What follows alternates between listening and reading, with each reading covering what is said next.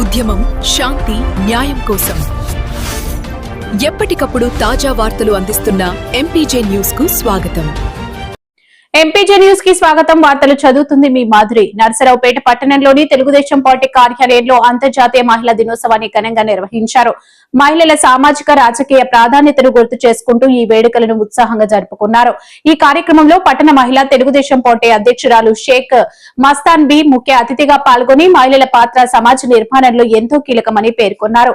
మహిళలు అన్ని రంగాల్లో ముందుకు రావాలని, రాజకీయాల్లో కూడా తమ శక్తిని చాటుకోవాలని ఆమె పిలుపునిచ్చారు. అలాగే మాజీ పట్టణ పార్టీ అధ్యక్షురాలు శేషమ్మ, మహిళా నాయకులు మాబుల, శారద, రాజ్యలక్ష్మి, అన్నపూర్ణ, రాజ్యలక్ష్మి తదితరులు ఈ కార్యక్రమంలో పాల్గొని మహిళా దినోత్సవ శుభాకాంక్షలు తెలిపారు. మహిళల ఐక్యతతో సమాజంలో మరింత పురోగతి సాధించవచ్చని వారు అభిప్రాయపడ్డారు. మహిళల సాధికారతకు అంకిత భావంతో పనిచేయాలనే సంకల్పంతో ఈ వేడుకలు నిర్వహించగా పార్టీ మహిళా నాయకులు మరియు కార్యకర్తలు పెద్ద ఎత్తున పాల్గొని కార్యక్రమాన్ని విజయవంతం చేశారు. అందరికీ నమస్కారం అండి. ఈరోజు మహిళా దినోత్సవం సందర్భంగా, ప్రపంచ ఉమెన్స్ డే సందర్భంగా ఈరోజు తెలుగుదేశం పార్టీ కార్యాలయంలో మరీ ముఖ్యంగా ఇవాళ మాజీ పట్టణ పార్టీ మహిళా అధ్యక్షురాలైనటువంటి మా పెద్దామ, అలాగే ఇప్పుడు ప్రజెంట్ మహిళా అధ్యక్షురాలైన మస్తాంటి గారు, శారదా గారు, అలాగే రాజలక్ష్మి గారు, అలాగే అన్నపూర్ణమ్మ గారు, మన మాబ్లా గారు అందరూ కూడా ఈరోజు వాళ్ళతో కలిసి ఇవాళ మహిళా దినోత్సవం మన పార్టీ అభివృద్ధి చాలా సంతోషంగా ఉంది.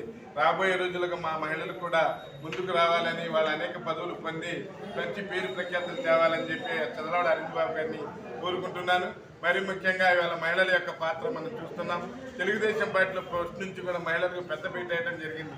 మరీ ముఖ్యంగా మనం చూస్తే ఒక ప్రతిభా భారతిని అసెంబ్లీ స్పీకర్ గాను, తర్వాత మన దేశంలోని వాళ్ళ ఇందిరాగాంధీ గారు కానీ, ప్రతిభా పాటిల్ కానీ, ద్రౌపది ముర్ము గారు కానీ, అలాగే మమతా బెనర్జీ గారు కానీ, మన జయలలిత గారు కానీ, ఇలాంటి ఎందరో మహిళలు మనకు, అనితా గారు వచ్చి ఇలా ఎందరో ఇవాళ మహిళల్ని వాళ్ళ రాజకీయాల్లోకి వచ్చి వారి యొక్క ప్రతిభను చాటుకుంటూ ఇవాళ మహిళలు పురుషుల కంటే మేము పైచే అని చెప్పి ప్రతి రంగంలో కూడా మొన్న పాకిస్తాన్తో జరిగిన యుద్ధంలో కూడా ఇద్దరు మహిళలు వాళ్ళు పోయి వాళ్ళ పాకిస్తాన్ మీద బాంబులు వేసి రావడం మనం చూసాం.